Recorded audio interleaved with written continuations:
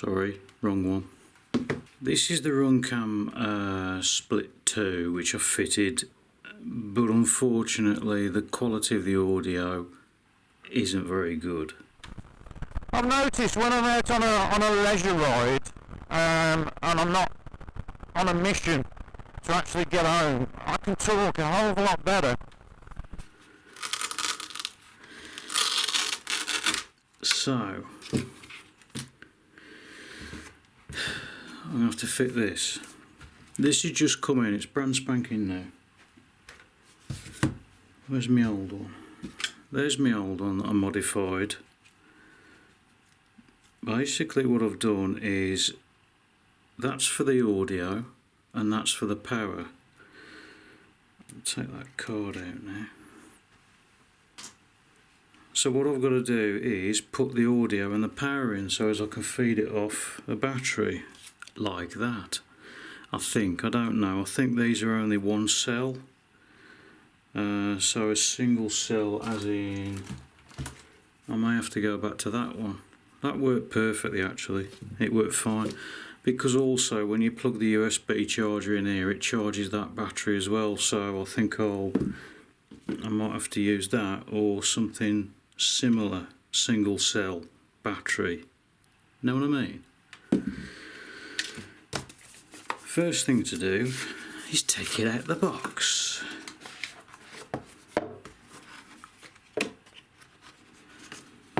So here's my Firefly Q6. Now the difference between these two is this one has got a GoPro lens in it, so I'm going to do some comparisons to see which one's better. I think the original test I did of these, the quality wasn't that good, so I had to fit one of them. I'm going to do a comparison between the two. That's the old with the GoPro lens and that's the new without the GoPro lens, and then I'll do one outside as well. It's not a perfect test, but this is a test of the new versus the old. The old one, which is on the left, has got the GoPro lens on it. The one on the right has got a standard lens on it.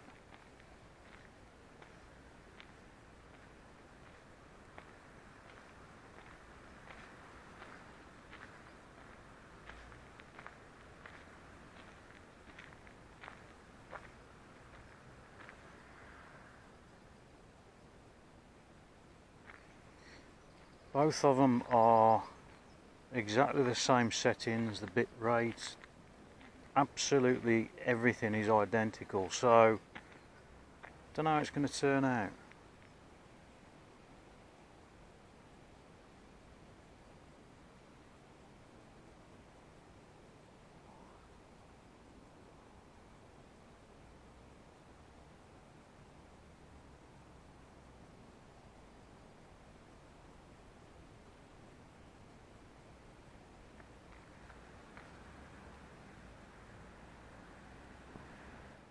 After careful consideration and reviewing the video, I've decided that I'm going to have an external power source on this because the battery run time is only 30 minutes. Usually I'm out for an hour or two, so it makes sense to have an external power supply or power source. That one had, where is it? That one, which is a 2000 milliamp, I think it is, single cell. That's exactly what they'll take, is a single cell, because that's exactly what's inside. Now I've made out of 18 650s from this brand new Hobby King battery that I've got. I've made, these are 3000 milliamp in parallel, so that's 6000 milliamp sort of thing that I've got there. So that one can go out the way. First off, I'm going to take the casing off and I'll show you what's inside them. I'm also going to replace the lens. I'm going to take the GoPro lens out of this and put it into that one. To take the case off, there's just those two screws. That fits like that, and then you lever it and then just pull it, and there's two clips on the back there. Now the battery actually is stuck to the main board, so you just lever it very, very slowly and then you can pull it out. Now the main board and everything else is attached. If I can get this lens out, can't remember how I do it now. You have to take the pads off that connect to that hold the battery in. And that one can come off as well. And then there's a piece of tape that holds the lens in place. Now obviously I've already replaced the lens and everything else in my other camera, so all I'm going to do is, come on you bugger, simply all I'm going to do is unplug this one, put that down safe somewhere. Get off you bugger. I'm trying to curb my language. I'm doing quite well actually. And then this clip here, I don't know if you can see, but all you do is you lift it. See there, that's come up. And then the camera, the lens itself, maybe I've got to take the main board out, take these reflectors out. The main board's held in with 2 screws from what I remember.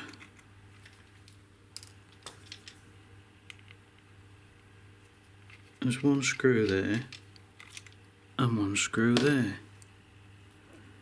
So now the whole thing, including the OLED, no, there's a pad on the OLED as well. Oh bloody hell, I remember this now. There is actually a pad on the OLED and it's adhesive, I don't know if you can see it. So you have to be bloody careful when you get it out. Don't just go like a bullet at gate like usual. So there's all the main board and everything else, and that should just come out now. There's all the lens and everything. So what I'm going to do is, first thing, there's the power point, so I'm going to desolder that, and I can put a fly lead, I can put one of these on it so as I can have my external power. Where was the microphone? So there's the microphone. So what you have to do is, and it's a one-shot thing, if you balls it up tough, what you have to do is get some solder, get your soldering iron on the top of that, something to point with. So you get your soldering iron on top of that, and you get some solder, and you just put a pole of solder on the top, and you heat it, and you heat it, and you heat it until it'll just slide off. Don't be tempted to pull it, because if you pull it you'll rip the bloody pads off and everything else. This microphone obviously after you've done it is going to be scrap anyway, so it doesn't really matter, but you've got to be careful because there are traces underneath that you can actually break. So I'll do that and then I'll come back. So I've managed to get it off. Now what you may find is the centre pin on the microphone, which is, there's the microphone. You see the centre pin's actually pulled off. I had every single one I've done, the centre pins actually I've had to rip it basically off from the microphone side. Now what it does is it leaves it on the centre there, so when you look at it you think, oh shit, I've pulled the pad off, but in actual fact you probably haven't. What's happened is the pad's actually, the centre pin has actually stuck to there, so just wipe it off with your soldering iron. Now that's the positive, and that one and the negative, and you can see how small they are, so you've got to be critical in your soldering. So what I've got is the thinnest wire I possibly can, which is this, so I'm going to solder the positive and the negative to that, and then have fly leads coming out the back somewhere, I don't know where yet. So I'll do that. Just a tip, when you're soldering wires like this, I mean these are ridiculously fine, don't cut them to length and don't strip them to length to the amount that you want exposed. Always cut a bit extra, as in this, and then you put your soldering iron on the end and you let it wick up the actual the wire. So then what you can do is just cut it off to length, and then you don't have any exposed wires sticking out. So with this, I'm going to cut these, if I can show you. I'm going to cut these to length like that, and then I've got a nice clean edge on the solder itself. Oh yeah, my thumb's nearly better now. Yeah, so if you do it like that, and then you can get a nice clean edge on it. So there's the two wires soldered on. I hope you can see all this, bloody hell. Centre positive, and that one's ground. So I'm going to route these through the back of the camera somewhere. I think I had them going through the middle between the 2 points. And in actual fact, I mean, I could, if I wanted to, take that one off, because that one's video. Is that video out? I'm not going to bother anyway. I'm going to put them up the centre or up the side. I can't remember. Where's the other one? Where's my other one? Where's it gone? There it is. So the power, yeah, the power I'll put through there, and then that one through there. This is the other one with the GoPro lens in it. As you can see, I've put the wires, the microphone wires through the back there. What you may have problems with getting in is the LCD or the OLED display, which I think is in place. Is it? That might not be in place actually. I'll check it when I turn it on. What you have to do is you hold the main board. I'll show you on this one. If you hold the main board like that, and then you put your finger through there, and then you can actually feed the display through into place, and then it goes into the slot there, which you can't really see very well, but that's how you do it. When the main board's in, that'll sit flat. Well, that in theory anyway. So that's that. What I'm going to do now is attach the wires, the power wires. Where's my power connector? So I've got a power connector here, positive to negative, and then I'll fire it up and see what it does, if it does anything. I hope to God it does. It's a brand new camera. It's all back together. The only thing that you may have to do is, if you fit in a GoPro lens, if you keep the original lens, which is, I'd say about 80% fine, but if you fit a new lens, like I've got an old GoPro lens that it was a GoPro 3 I think it was. If you want to take the lens off, what you have to do is this plastic here. I don't know if it's plastic or epoxy or something like that. What you have to do is carefully go round and round and round and round with a knife and just pick it all out, and then the lens will come out. And then you just get your GoPro lens, which you have to do exactly the same with taking that out, and fit it in. And then you have to do your focus, which is a good idea to do the video out sort of point when you change the lens, so as you can see the focus, but they are better. So it's all back together.